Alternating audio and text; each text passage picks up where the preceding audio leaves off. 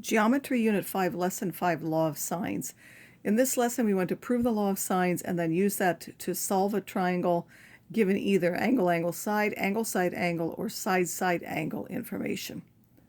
So we've seen that the area of a triangle can be found from any two sides in the included angle, and one of those formulas is 1/2 of b and c and the sine of a. We could also use a and c and b, so that would be 1/2 of ac times the sine of b. And we could also use the one for c. We could use 1/2 of ab sine of c. I'll just put two of them. And now suppose we multiply both sides by 2abc. What do we get when we do that? So we're multiplying both sides by this. What cancels when we do that? So the 2 on the top and the 2 on the bottom cancel, and this b and c cancel with this b and c. Why? Because one's on the top and one's on the bottom.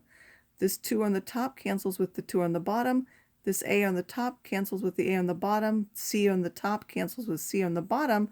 And we're left with the sine of a on the top now and this small a on the bottom. And then we have sine of b on the top and the sine of, small b on the bottom is left. In fact, we could do that for any pair of angles, and we would then be able to show that no matter which one we use, the ratio of those is the same. If you take the sine of an angle over its length, it has to be the same for any one of those pairs where, again, small a is the side across from angle A, side C is across from angle C, and so on. So this allows us to solve triangles that not just right ones, but we have to have the following kinds of information. We need 2 of the angle measures and 1 of the sides in order to do it. And it doesn't matter whether it's angle side or angle side angle. And then we can also do it with side angle. That's the ambiguous case. Remember, that's the one where we can swing and it's possible to get more than one triangle. I'll explain by example what you have to do then. We'll look at that more on the other page. So here, what do we have? We have angle, side. That means we'll be able to use the law of cosines. So it's important to know that it must be able to be used with one of these pieces of information. If you have like side, you do not want to use the law of cosines because you need at least one of the angles to use, and it's best when you have both angles. So now what's the measure of angle T? We can find the other angle because we know 2 of them. We can find the other one by subtracting both of those. So the angles are easy when we know 2 of them. That will be 107 degrees. And then the other ones have to be paired up.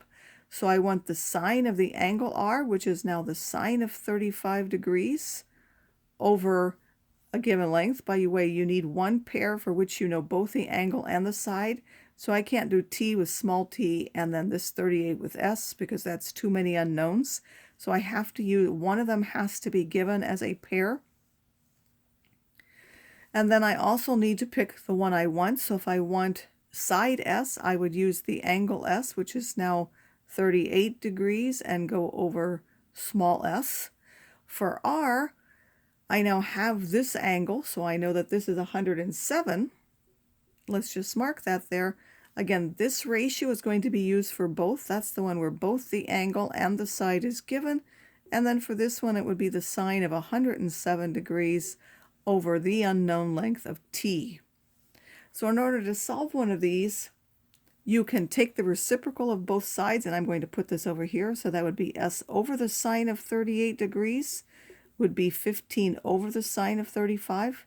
So if 2 fractions are equal, the reciprocals have to be equal, and I'll do the same here. We'll just solve them both the same way together. And then we want to multiply by whatever is in the denominator. So for this one, we're going to get s is 15 divided by this times this, and a lot of times you write that with the 2 signs on top of each other. Since you're multiplying by the sine of 38, this one's on the top, whereas this one's on the bottom. And then for this one, t would be 15 times the sine of 107 over the sine of 35. Then you would calculate those. They want them to the lengths to the nearest tenth. So this is about 16.1, and this is about 25.0. So we have solved that triangle. Again, that's by the law of sines. And now we want to look at this ambiguous case. And I'll just remind you that there can be no triangle. That's when the side that you're swinging is actually too short relative to what the altitude would be. It's too short to actually touch. You can have one triangle. That's when it exactly touches and you actually have a right angle then. Or you can have two triangles when it could touch in both places. If the angle that you start with is obtuse, like this one, you can only have one triangle. It's never possible to have two. You could still have the case where it doesn't meet, but otherwise you would have one. When you have the acute angle given, that's when you have all three possibilities. So it says each triangular wing of a model airplane has one side that joins the wing to the plane. The other sides have lengths of 15 inches and 18 inches. The sides of length B meet the airplane at angle A with the measure of angle A equal to 30 and meet the side with length A at point C. Find each measure. So now we can find the height is equal to this, and so we can find the height by that formula, because we have this height being the perpendicular distance there, so that would be 18 times the sine of 30 is 9, and we could use this formula to come up with the fact that two triangles are possible. So we could use all of these different rules here to decide. But generally what we're going to do is we're going to first check and see if there's one possibility, and then we'll just check and see if there's a second possibility. If there isn't even a first, then there can't be a second. And I'll explain how we do that. So the first one and the second are always supplementary. So the second possibility for the angle is always 180 minus the first possibility. That's the important thing to know, and that's what we'll use. So we're going to do the law of sines just like we did before. Again, this is now angle A, so there will be, so even though we don't know where that meets, that would be A. This is our B, so this is side B, and this is C, just to keep track of that. So the sine of A over A would be the sine of that 30 degrees. And the side length of A we are given as, I believe they gave us A is 15, so it's not on that picture, but A is 15. And then we have the sine of B1.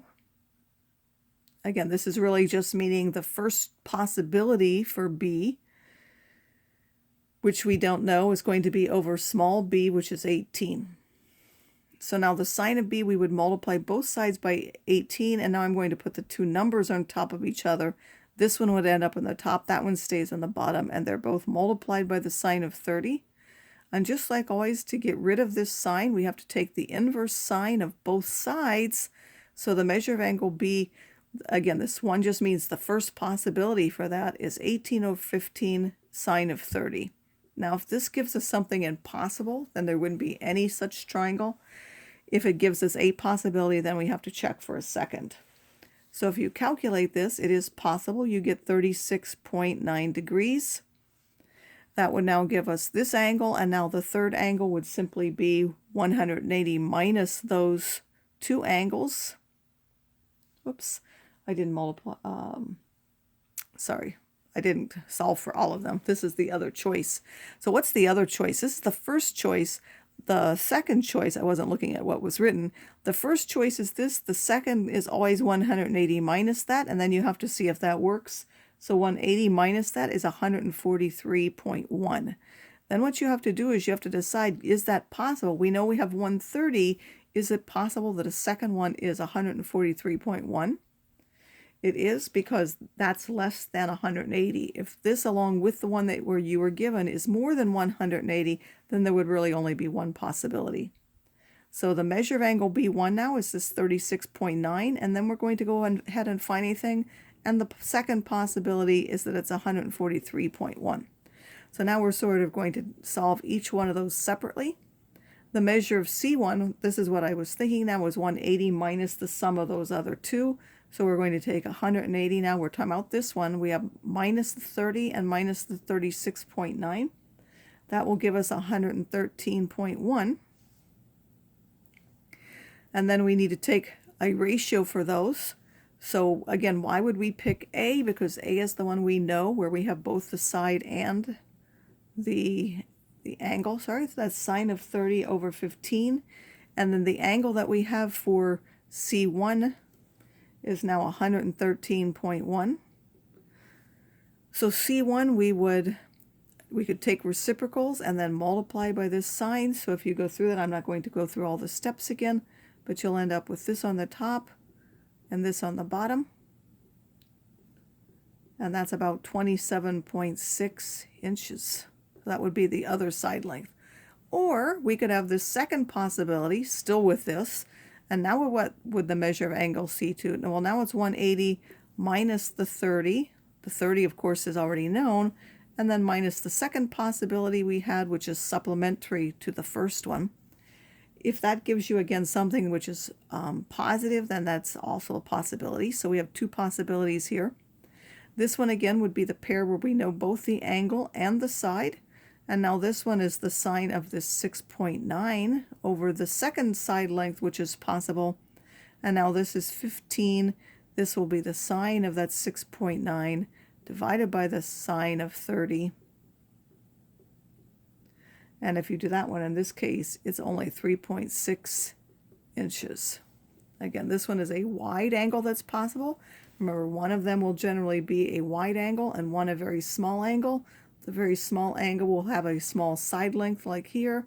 The bigger angle will have a bigger side length.